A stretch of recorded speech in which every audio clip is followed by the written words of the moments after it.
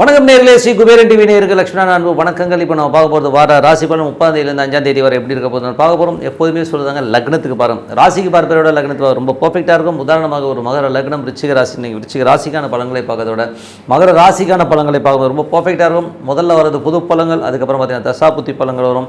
So உங்களுக்கு என்ன தசாபுத்தி அந்தரங்கள் வருதோ அதை மிங்கிள் பண்ணி பார்க்கும்போது ரொம்ப பர்ஃபெக்டாக இருக்கும். வீடியோட எண்டில் டிப் ஆஃப் த வீக் இருக்குது, மறக்காமல் பாருங்கள். சிம்மராசி. ஸோ சிம்மராசிக்கு வந்து பார்த்தீங்கன்னா உங்களுக்கு ராசியாதிபதி சூரியன் 5ல் இருக்காருங்க. அது வந்து சுக்கிரனுடைய சாரத்தில் இருக்கும்போது என்ன மாதிரி விஷயங்கள்லாம் நடக்கும்னு பார்ப்போம். ஸோ சுக்கிரன் வந்து பார்த்திங்கன்னா உங்களுக்கு இருக்கிறது வந்து 7ல் இருக்காருங்க. ஸோ 7ல் இருக்கும்போது என்ன மாதிரி விஷயம், சுப நிகழ்ச்சி சார்ந்த விஷயங்கள் நடப்பதற்கான வாய்ப்புலாம் ரொம்ப நல்லா இருக்குது. அது மட்டும் இல்லாமல் இதில் வந்து என்ன விஷயம்னா 5ல் இருக்க அந்த சுக்கிரன் வந்து பார்த்திங்கன்னா சூரியன் வந்து உங்களுக்கு வந்து அவிட்ட நட்சத்திரம் செவ்வாயோட சாரத்தில் போகும்போது அது 12ல் இருக்கும்போது கொஞ்சம் மறைமுகமாக சில பேர் திட்டுறது, கொஞ்சம் வந்து அவதூறாக பேசுகிற மாதிரி விஷயங்கள் இருக்கும். ஸோ அதனால் வந்து அதை கண்டுக்காம விட்டுருங்க. அந்த மாதிரி ஒரு கொஞ்சம் மனக்கசப்புகள் மனக்காயங்கள் இருக்கிறதுக்கான வாய்ப்பு நிறைய இருக்குது. காரணம் சூரியன் வந்து இப்போ அந்த சுக்கிரனில் போகும்போது அந்த சாரம் வந்து செவ்வாய்க்கு வந்து வரனால கொஞ்சம் அந்த ஒரு சின்ன சங்கடங்கள் வர்றதுக்கான வாய்ப்புலாம் இருக்குது. சூரியன் சுக்கிரனும் போதே இன்னொரு விஷயம் என்னென்னா உங்களுக்கு வந்து என்ன மாதிரி விஷயம்னா 3ஆம் அதிபதி. ஸோ ஏதாச்சும் லேண்டு, பூர்வீக லேண்டு சம்மந்தமான விஷயங்கள் ஏதாவது பேச்சுவார்த்தை நடத்தும் போது சிறப்பான ஒரு நல்ல விஷயங்கள் நடப்பதற்கான வாய்ப்புலாம் நல்லாவே இருக்குது. அது மட்டும் இல்லாமல் பார்த்திங்கன்னா பிஸ்னஸ் சம்மந்தமான விஷயங்கள் 10ஆம் அதிபதி 5ல் இருக்கும்போது கொஞ்சம் வந்து பிஸ்னஸில் வந்து கொஞ்சம் கேர்ஃபுல்லாக இருக்கணும். அகலக்கால் வைக்காமல் இருக்கிறது ரொம்ப நல்லதுங்க. ஸோ அந்த மாதிரி விஷயங்களும் கொஞ்சம் கேர்ஃபுல்லாக இருக்கிறது ரொம்ப நல்லது. அதுக்கப்புறம் பார்க்கும்போது என்ன மாதிரி விஷயங்களும் போது உங்களுடைய 2ஆம் அதிபதி, ஸோ 2 மற்றும் 11ஆம் அதிபதியான புதன். ஸோ புதன் வந்து பார்த்திங்கன்னா உங்களுக்கு இருக்கிறது வந்து 4ல் இருக்கார். ஸோ 4ல் இருக்க புதன் வந்து என்ன மாதிரி விஷயம், அது பூமி சம்மந்தமான விஷயங்கள், தாயார் சம்மந்தமான விஷயங்கள், ரியல் எஸ்டேட், வண்டி வாகனங்கள், இந்த மாதிரி விஷயங்கள் நல்ல ஒரு லாபங்கள் வர்றதுக்கான வாய்ப்பு ரொம்ப நல்லாயிருக்கு. அதுவும் வந்து சனியுடைய சாரத்தில் இருக்கும்போது கொஞ்சம் கவனமாக இருக்கணும். என்றைக்குமே வந்து ஒரு சனி புதன் ஒரு காரகத்துவம் ஒரு பிளானட்டரியில் வந்து அந்த ஒரு கனெக்டிவிட்டி இருந்தாலே ஒரு ஏமாற்றுதல்ங்கிற ஒரு விஷயம் இருக்கும். ஸோ அதனால் வந்து ஒரு பிஸ்னஸில் இருக்கவங்க கொஞ்சம் கவனமாக இருக்கணும். ஓகேங்களா? ஸோ ஏன்னா வந்து சனி புதன் அந்த மாதிரி விஷயங்களை பண்ணிடும். அதுக்கப்புறம் பார்க்கும்போது உங்களுக்கு 3ஆம் அதிபதியான சுக்கிரன் வந்து பார்த்திங்கன்னா உங்களுக்கு 7ல் இருக்கும். நல்ல வளர்ச்சி, நல்ல ஏற்றங்கள் வருவதற்கான வாய்ப்புலாம் இருக்குது. கொஞ்சம் கவனமாக இருக்கணும். பக்கத்து வீட்டுக்காரர்களால் சின்ன அவமானங்கள், கொஞ்சம் சண்டை சச்சரவு வருவதற்கான வாய்ப்புகளும் கொஞ்சம் கவனமாக இருக்கணும். ஏன்னா வந்து சுக்கிரன் வந்து அவிட்ட நட்சத்திரத்தில் செவ்வாயோட சாரத்தில் போகும்போது கொஞ்சம் அந்த நீச்சதாரையில் செவ்வாய் இருக்கும்போது அந்த மாதிரி அவமானங்களும் மனசு காயப்படுற மாதிரி விஷயங்கள் நடப்பதற்கான கொஞ்சம் கவனமாக இருக்கணும். இளைய சகோதர சார்ந்த விஷயங்களும் கொஞ்சம் கவனமாக இருக்கணும். டாக்குமெண்ட் ஏதாச்சும் வந்து எழுதும்போது 1க்கு 4 வாட்டி படித்து பார்த்து பண்ணுறது ரொம்ப நல்லதுங்க. ஸோ அந்த மாதிரி விஷயங்களும் கொஞ்சம் கவனமாக இருக்கணும். அதுக்கப்புறம் பார்க்கும்போது உங்களுடைய 6ஆம் அதிபதி. ஸோ 6ஆம் அதிபதியான சனி வந்து பார்த்திங்கன்னா உங்களுக்கு 7ல் இருக்கும்போது 7ல் வந்து சனி வந்து உங்களுக்கு இருக்கிறது வந்து குருவுடைய சாரத்தில், அது குரு வக்கரமாக போகும்போது என்ன மாதிரி விஷயங்கள் 8ஆம் அதிபதியுடைய சாரத்தில் போகும்போது கொஞ்சம் கவனமாக இருக்குங்க. ஏன்னா வந்து 8ங்கும்போதே நடைமுறையில் வந்து நிறைய பிரச்சனைகள் குழந்தைகளாலோ மற்றபடி வந்து பார்த்திங்கன்னா அது இருக்கிற இடம் பார்த்திங்கன்னா தொழில் ரீதியான விஷயங்கள் வந்து கொஞ்சம் ஸ்ட்ரெஸ் இருக்கிறதுக்கான வாய்ப்புகள் ரொம்ப கவனமாக இருக்கணும். குரு வக்கரமாக இருக்கலாம், ஒன்றும் பெரிய பாதிப்பு இல்லாமல் கொஞ்சம் கவனமாக இருக்க வேண்டியது ரொம்ப அவசியங்க. அதுக்கப்புறம் பார்க்கும்போது உங்களது 9ஆம் அதிபதி. ஸோ 9ஆம் அதிபதியான செவ்வாய் வந்து 12 நீச்சமாக இருக்கும்போது தந்தைக்கும் உங்களுக்கு கொஞ்சம் கருத்து வேறுபாடு, டென்ஷன், ஸ்ட்ரெஸ்ஸஸ் வர்றதுக்கான வாய்ப்புகள் ரொம்ப கவனமாக இருக்கட்டும் ஒரு காலகட்டங்கள். அதுக்கப்புறம் பார்க்கும்போது 10ஆம் அதிபதி. ஸோ 10ஆம் அதிபதி சுக்கிரன் வந்து 7ல் இருக்கும்போது பிஸ்னஸ் கான்டாக்ட்ஸ்லாம் நல்லா இருந்தால் நடைமுறையில் வந்து மனக்காயங்கள் கண்டிப்பாக இருக்கிறதுக்கான வாய்ப்புகள் கொஞ்சம் கவனமாக இருக்கணும். ஸோ மற்றபடி என்னங்க எல்லாமே சிறப்பு தான். ஸோ இதுவரை பார்த்தது வந்து பொது பலன்கள். இப்போ பார்க்கும்போது தசாபுத்தி பலன்கள் எப்படி இருக்குன்னு பார்ப்போம். தசாபுத்தி பலன்கள். ஸோ உங்களுக்கு தசாபுத்தி பலன்கள் எப்படி இருக்குது சிம்மராசி என்பது உங்களுக்கு சிம்ம லக்னமாக இருந்து சூரிய தசாபுத்தி அந்தரம் நடக்கிறவங்களுக்கு வந்து தொழில் ரீதியான விஷயங்களை கவனமாக இருக்க வேண்டிய ஒரு காலகட்டங்கள். ஏன்னா வந்து 5ஆம் இடத்துல இருக்க சூரியன் வந்து 10க்கு 8ஆக வரும்போது தொழிலில் வந்து கொஞ்சம் அகலக்கால் வைக்காமல் இருக்கிறது ரொம்ப நல்லது. மற்றபடி வந்து பார்த்திங்கன்னா உங்களுக்கு வந்து சிம்ம லக்னமாக இருந்து சந்திர தசாபுத்தி அந்தரம் நடக்கிறவங்களுக்கு வந்து நல்ல சிறப்பான பலன்கள், நல்ல விஷயங்கள், நல்ல ஏற்றங்கள் வரதுக்கான ரொம்ப நல்லா இருக்குங்க. ஸோ அதெல்லாமே ஒன்றும் இல்லை, கொஞ்சம் செலவுகள் இருக்கும். குழந்தைகள் சம்மந்தமான விஷயங்கள், வேலை சம்மந்தமான விஷயம், சின்ன அலைச்சல்கள், இந்த மாதிரி விஷயங்கள் இருக்கும். மற்றபடி எல்லாமே சிறப்பு தான். அதுக்கப்புறம் ரொம்ப சிம்ம லக்னமாக இருந்து செவ்வாய் தசாபுத்தியங்கள், செவ்வாய் வந்து 12ல் இருக்குங்க. ஸோ உங்களுக்கு வந்து பார்த்திங்கன்னா என்ன மாதிரி விஷயங்களும் போது உங்களுக்கு வந்து 4 மற்றும் 9ஆம் அதிபதியான செவ்வாய் 12ல் இருக்கும்போது அப்பா அம்மானால் சின்ன மனக்கலக்கங்கள் இருக்கும். பின்னாடி வந்து அம்மா இப்படி பேசிட்டாங்க, அப்பா இப்படி பேசிட்டாங்கன்ற மாதிரி மனக்கலக்கங்களோ ஒரு ஸ்ட்ரெஸ்ஸையோ உருவாக்கிடும். ஸோ அதனால் கொஞ்சம் கவனமாக இருக்கணும். அது வந்து ஏன்னா அந்த நீச்சகிரகங்கள் அந்த மாதிரி ஒரு ஸ்ட்ரெஸ்ஸை கண்டிப்பாக ஏற்படுத்தும். ஸோ அதனால் கொஞ்சம் பார்த்துக்கங்க. மற்றபடி வந்து சிம்ம லக்னமாக இருந்து ராகு தசாபதி, ராகு 8ல் இருக்காருங்க. ஸோ 8ல் இருக்கும்போது அதுவும் சனியுடைய சாரத்தில் இருக்கும்போது கணவன் மனைவி உறவில் வந்து கொஞ்சம் ஸ்ட்ரெஸ்ஸஸ் டென்ஷன்ஸ் வரதுக்கான வாய்ப்புகள் இருக்கிறனால கொஞ்சம் கவனமாக இருக்கணும். ஏன்னா வந்து அது சனியுடைய சாரத்தில் இருக்கும்போது 7, 8ன்னும் போதே கொஞ்சம் மனசில் வந்து டைரெக்டாக சண்டை போடுறது, ஒரு மாதிரி எமோட் ஆகிற மாதிரி விஷயங்களுக்கும் கொஞ்சம் கவனமாக இருக்கணும். அதே மாதிரி வந்து பார்த்திங்கன்னா உங்களுக்கு சிம்ம லக்னமாக இருந்து குரு தசாபுத்தி அந்தரங்கள். ஸோ குரு வந்து பார்த்திங்கன்னா உங்களுக்கு 5 8ஆம் அதிபதி வந்து பார்த்திங்கன்னா உங்களுக்கு 10ல் இருக்குது. ஸோ 5 8ஆம் அதிபதி 10ல் இருக்கும். தொழில் ரீதியான விஷயங்கள் ரொம்ப கவனமாக இருக்கணும். அகலக்கால் வைக்காமல் இருக்கிறது. சில நேரங்கள் வந்து நம்ம வேகமாக தொழில் போகணும் போது கொஞ்சம் ஸ்லோவாக போகிற மாதிரி ஃபீல், கொஞ்சம் அலைச்சல் வர்றதுக்கான வாய்ப்புலாம் கொஞ்சம் கவனமாக இருக்கிறது ரொம்ப ரொம்ப அவசியங்க. சிம்ம லக்னமாக வந்து சனி தசாபதி. சனி வந்து பார்த்திங்கன்னா உங்களுக்கு வந்து 7ல் இருக்காருங்க. 7ல் இருக்க சனி வந்து குருவுடைய சாரத்தில் அது 8ஆம் அதிபதி சாரத்தில் இருக்கும்போது பிஸ்னஸ் சம்மந்தமான விஷயங்கள் ரொம்ப கவனமாக இருக்கணும். குழந்தைகள் சம்மந்தமான விஷயங்கள் கொஞ்சம் கேர்ஃபுல்லாக இருக்கிறது ரொம்ப ரொம்ப நல்லதுங்க.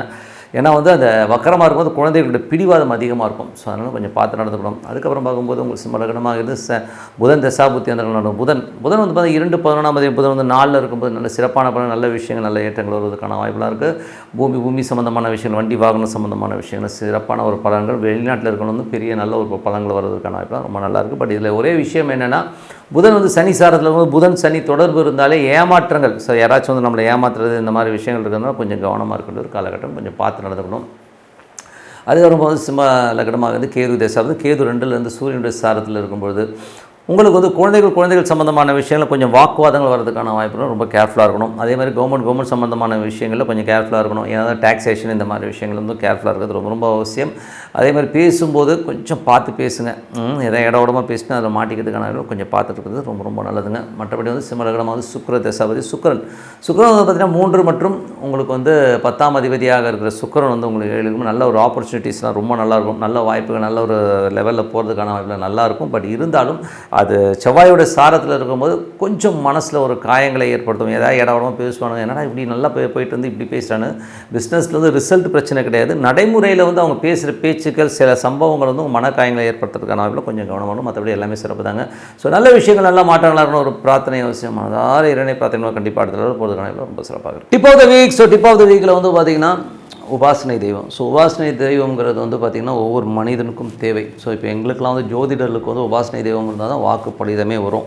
ஆனால் டே டு டே லைஃப்பில் வந்து எல்லோருக்குமே வந்து அது உபாசனை தெய்வங்கிறது ரொம்ப மஸ்ட்டு. நீங்கள் வேணால் பாருங்கள், எல்லா மதத்துலேயுமே வந்து அது கம்பல்ஷனாக இது பண்ணி தான் ஆகணும்னு சொல்லி கொடுத்துருக்காங்க. பட் நம்ம வந்து நிறைய பேர் வந்து அதை ஃபாலோ பண்ணுறோம். கிட்டத்தட்ட வந்து ஒரு 10-12% வந்து ஃபாலோ பண்ணால் பெரிய விஷயம். மற்றவங்கலாம் வந்து பார்த்திங்கன்னா அது வந்து ஃபாலோ பண்ணுறது கிடையாது. ஒரு சில ரிலீஜியனில் வந்து பார்த்திங்கன்னா அவங்க வந்து ரொம்ப பர்ஃபெக்டாக ஃபாலோ பண்ணுறாங்க. ஸோ அது வந்து அவங்களுக்கு வந்து அந்த வைப் வந்து அவங்களுக்கு நல்லா தெரியும். ஏன் உபாசனை நமக்குன்னு ஒரு தெய்வம் வேணும்னா, எப்படி 3 வேளை சாப்பாடு முக்கியமோ அது மாதிரி இறை வழிபாடு ரொம்ப ரொம்ப முக்கியம். ஏன்னா வந்து இறைவனை வந்து நமக்குள்ளே கொண்டு வரணும். ஏன்னா வந்து ஒரு 2 மணி நேரம் 3 மணி நேரம் படம் பார்க்குறோம், சீரியல் பார்க்குறோம், எதுக்கோ ஸ்பெண்ட் பண்ணுறோம், அரட்டை அடிக்கிறோம். பட் இறைவனை வழிபாடு பண்ணோன்னா அதுக்கு டைம் இல்லைன்னு சொல்கிறோம். ஸோ இது எவ்வளோ மட்டமான ஒரு விஷயம் இல்லையா? ஸோ நமக்கு வந்து இயக்கமே இறைவன் தான். ஸோ இறைவன் வந்து எப்படி வழிபாடு பண்ணால் உங்களுக்கு ரொம்ப பிடிச்ச தெய்வம் என்னவோ, இப்போ எங்களுக்கு ஜாதக ரீதியாக பார்த்தா உங்கள் கட்டத்தில் வந்து எது ஹையஸ்ட் டிகிரியோ அதுதான் வந்து உங்கள் உபாசனை தெய்வம்னு நாங்கள் சொல்லுவோம். பட் அப்படி இல்லைன்னா கூட நீங்கள் உங்களுக்கு பிடிச்ச தெய்வத்தை வந்து நீங்கள் வழிபாடு பண்ணணும். எப்படி வழிபாடு பண்ணணும்னா, இப்போ உதாரணத்துக்கு ஈஸ்வரன் வந்து பிடிக்குதுன்னு வச்சுக்கோங்க, ஓம் நமச்சிவாய ஓம்னு அந்த ஈஸ்வரன் உள்ளே வரணும். ஸோ அந்த மாதிரி ஃபீல் பண்ணி நீங்கள் பண்ணும்போது பார்த்திங்கன்னா அந்த இறைவன் வந்து உங்களோட ஒன்ற ஆரம்பிப்பார். ஸோ ஒன்ற ஆரம்பிக்கும் போது உங்களுக்கு அந்த மேஜிக் நல்லா தெரியும். இதில் வந்து பார்த்திங்கன்னா நிறைய பேர் கேட்குறது என்னென்னா, ஒரு சாமியை கும்பிட்டா உடனே எனக்கு ரிசல்ட் வந்துடுமா, உடனே எனக்கு பணம் கொட்டிடுமா, அப்படியே இந்த 4 பக்கத்துலேருந்து பணம் கொட்டு பார்த்தா எல்லாருமே கேட்குறாங்க. ஸோ பணங்கிறது வந்து ஒரு கருவி சாமி, அது வந்து ரொம்ப ஒரு சின்ன ஒரு விஷயம் தான் அது, ஓகேங்களா? ஸோ பணத்தை விட பெரிய விஷயம் நிறைய இருக்குது. ஸோ நமக்கு நிம்மதி தேவை, சந்தோஷம் தேவை, ஓகேங்களா, நல்ல ஆரோக்கியம் தேவை, இதெல்லாம் ரொம்ப முக்கியம். ஸோ நீங்கள் ப்ரேயரில் வந்து பார்த்திங்கன்னா எனக்கு சந்தோஷமாக இருக்கணும் மட்டும் கொடுங்க, ஆட்டோமேட்டிக்காக நீங்கள் சந்தோஷமாக இருக்கிற அத்தனை விஷயம் வந்து சூப்பராக நடக்க ஆரம்பிக்கும்.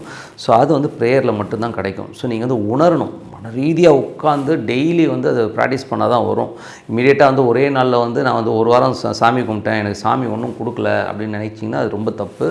கிட்டத்தட்ட வந்து ஒரு 6 மாதம் கண்டினியூவாக பண்ணி பாருங்கள். அந்த டைமில் கரெக்டாக வந்து விடியகாலம் 5 மணி 4:30 மணியாக 4:30 மணிக்கு எழுந்துச்சி அந்த தெய்வத்தை உபாசனை பண்ணி பாருங்கள். அந்த தெய்வம் பேசலான்னு எனக்கு கேளுங்க, பேசும், அருமையாக பேசும். எப்படி தெரியுங்களா, ஒரு இண்டிகேஷன்ஸ்லேயே வரும். ஸோ நான்லாம் வந்து இந்த ப்ரொஃபஷன் வந்து பார்த்திங்கன்னா நான் பேஷனேட்டாக வந்து அஸ்ட்ராலஜி வந்து சின்ன வயசுலேருந்தே பழகினாலும் இதை நான் ப்ரொஃபஷனாக எடுப்பேன் நான் நினச்சி கூட பார்த்ததில்ல. பட் ஒரு காலகட்டத்தில் வந்து பார்த்தீங்கன்னா ஒரு பிஸ்னஸில் வந்து சின்ன சர்க்கிளுக்கு அப்புறம் நான் என்ன எடுக்கலான்னு போது எனக்கு டிவிலேருந்து நிமித்தம் வந்தது.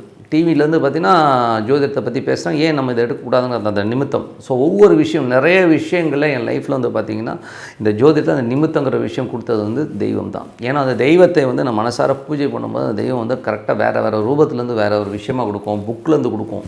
அதனால் நீங்கள் ப்ராக்டிஸ் பண்ணுங்கள். ப்ராக்டிஸ் பண்ணும்போது அந்த மேஜிக் நல்லா தெரியும். அதுக்கு வந்து ஒரு பர்டிகுலர் டைமில் அந்த டைமை கரெக்டாக ஒதுக்கிடணும். உதாரணமாக சொல்லணும்னா என்னால் வந்து காலைலலாம் எந்திரிக்க முடியாதுன்னா சாயங்காலம் எத்தனை மணி, 8 மணி, 9 மணி, 10 மணி, 11 மணி, பரவாயில்ல, எந்த காலகட்டமாக இருந்தாலும் அந்த 11 மணினா 11 மணிக்கு ஷார்ப்பாக உட்காந்து அந்த மெடிடேஷன் சாண்டிங்கை பண்ணுங்கள். ஒரு 15 நிமிஷம் 20 நிமிஷம் வந்து இறைவனுக்காக ஒதுக்கலைன்னா நம்மளாம் என்ன மனுஷங்க, யோசிச்சு பாருங்கள். ஏன்னா வந்து அந்த ப்ரேயர் வந்து ரொம்ப ரொம்ப முக்கியம். ஸோ இதில் வந்து நீங்கள் இறைவன்கிட்ட போய்ட்டு பிச்சை எடுக்கிற மாதிரி எனக்கு அதை கொடு, இதை கொடு, அதை கொடுன்னா கேட்கக்கூடாது. ரிலாக்ஸ்டாக உட்காருங்க. ஒன்று வருஷம் இறைவனை முதல்ல ஃபீல் பண்ணுங்கள். ஃபீல் பண்ணி இறைவன் உள்ளே இருக்கிறார் அப்படின்னு நினச்சிட்டிங்கனாலே கண்டிப்பாக அடுத்த லெவலுக்கு வந்து ஒரு டோர்ஸ் ஓப்பன் ஆக ஆரம்பிக்கும். அதனால் உபாசனை தெய்வம் ஒவ்வொரு மனிதனுக்கும் ரொம்ப முக்கியம். ஸோ வாழ்க்கையில் வந்து எல்லோரும் கடைபிடிங்க. இது வந்து சும்மா ஜஸ்ட் லைக் தட் விட்டுட்டு போயிடாதீங்க. நீங்கள் பண்ணி பாருங்கள். அதுக்கப்புறம் பாருங்கள் என்னென்ன மேஜிக் நடக்குதுன்னு உங்களுக்கே தெரியும். சொல்லிட்டு உங்களிடம் விடைபெறுவது உங்கள் லக்ஷ்மி நாராயணன். எல்லோருக்கும் புத்தாண்டு வாழ்த்துக்கள். ஸ்ரீ குபேரன் டிவியை பார்த்தமைக்கு நன்றிகள். மேலும் இது போன்ற தகவல்களை தெரிந்து கொள்ள ஸ்ரீ குபேரன் டிவியை சப்ஸ்கிரைப் செய்யுங்கள். மறக்காமல் பெல் ஐக்கானை கிளிக் செய்யுங்கள்.